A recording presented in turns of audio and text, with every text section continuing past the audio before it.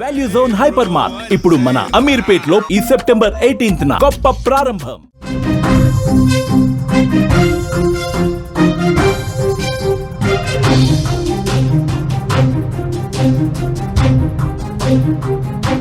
పల్నాడు జిల్లాలో విషాదం నెలకొంది. అప్పు విషయంలో రెండు కుటుంబాల మధ్య గొడవ జరిగింది. 50,000 రూపాయల అప్పు కోసం ఇద్దరు చనిపోయారు. ప్రాణాలు తీసుకున్న తల్లి కొడుకు భయంతో బావిలో దూకి ఆత్మహత్య చేసుకున్నారు. పురుగుల మందు తాగారు మరో ఇద్దరు. ఈ దారుణమైన ఘటన జరిగింది. కంటికి కనిపించని అప్పుల భారం మానసిక క్షోభ పెట్టి చివరికి రెండు కుటుంబాలను కూడా చిన్నాభిన్నం చేసిన పరిస్థితుంది. 50,000 రూపాయల అప్పు ఓ కుటుంబంలో ఇద్దరి ప్రాణాలు తీసింది. మరో ఇద్దరినే చావు అంచుల వరకు నెట్టింది.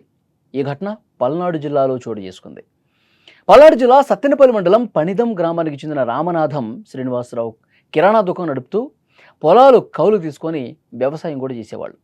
అదే గ్రామానికి చెందిన దాసరి వెంకటేశ్వర్లకు శ్రీనివాసరావు ఏడాది క్రితం 50,000 రూపాయలు అప్పుగా ఇచ్చాడు. అప్పు తీసుకున్న వెంకటేశ్వర్లు తిరిగి చెల్లించడంలో ఆలస్యం కావడంతో ఇద్దరి మధ్య తరచుగా గొడవలు జరుగుతూ ఉన్నాయి. అప్పు గొడవ కాస్త తీవ్రమైంది. దీంతో శ్రీనివాసరావు తన భార్య పూర్ణ కుమారుడు వెంకటేష్తో కలిసి వెంకటేశ్వర్ల ఇంటికి వెళ్ళారు. అక్కడ డబ్బుల విషయంలో మళ్ళీ వాదన జరిగింది. అప్పు చెల్లించమని శ్రీనివాసరావు నిలదీయగా వెంకటేశ్వర్లు ఆత్మహత్య చేసుకుని మీపై కేసు పెడతానని బెదిరించాడు. ఆ బెదిరింపుతో వెంకటేశ్వర్లు వారి ముందే పురుగుల మందు తాగేశారు. భయపడిన కుటుంబ సభ్యులు వెంటనే అతన్ని సత్తెనపల్లిలోని ఆసుపత్రికి తరలించారు. ఊహించని ఘటనతో శ్రీనివాసరావు భార్య కుమారుడు తీవ్ర భయాందోళనకు గురైనటువంటి పరిస్థితి. ఆ తర్వాత రోజు ఉదయం శ్రీనివాసరావు పూర్ణకుమారి వెంకటేష్ పొలానికి వెళ్ళారు. అక్కడ వాళ్ళకి వెంకటేశ్వర్లు ఆరోగ్యం విషమించడంతో గుంటూరుకు తరలించారని తెలుస్తోంది. ఈ వార్తతో భయపడ్డ తల్లి కుమారుడు శ్రీనివాసరావుపై కోపంతో వాదనకు దిగారు. మీరు చేసిన అనవసరపు ఈ పనుల వల్ల మాకు ఈ దుస్థితి వచ్చిందంటూ ఆయన నిందించిన పరిస్థితుంది. వారి మాటలకు మనస్తాపం చెందిన శ్రీనివాసరావు నన్నే తప్పు పడతారా, అయితే చచ్చిపోతా మీరున్నండి అంటూ హడావుడిగా ఇంటికి వచ్చి పురుగుల మందు తాగి ఆ విషయం భార్య కుమారుడికి చెప్పాడు. శ్రీనివాసరావు పురుగుల మందు తాగారని తెలిసిన తల్లి కుమారుడు షాక్కి గురయ్యారు. అందరితో ఆందోళన తీవ్రమైంది.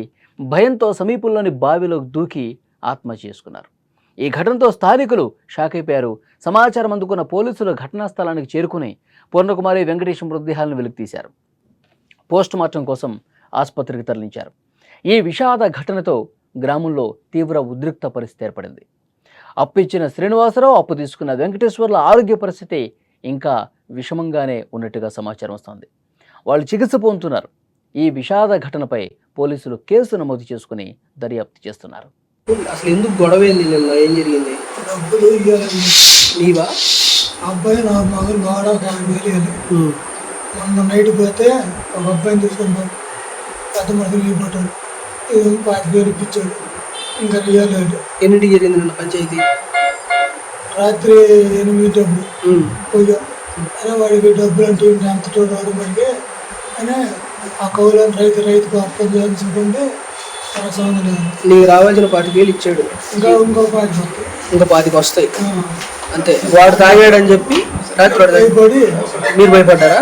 వాళ్ళు ఇంట్లో ఇద్దరు భయపడి నువ్వు ముందు అవుతావు బయలుపడి చెప్తాను. ఇప్పుడు ఇది ఎప్పుడు జరిగింది? మీరు అరుచుకుంది ఎప్పుడు?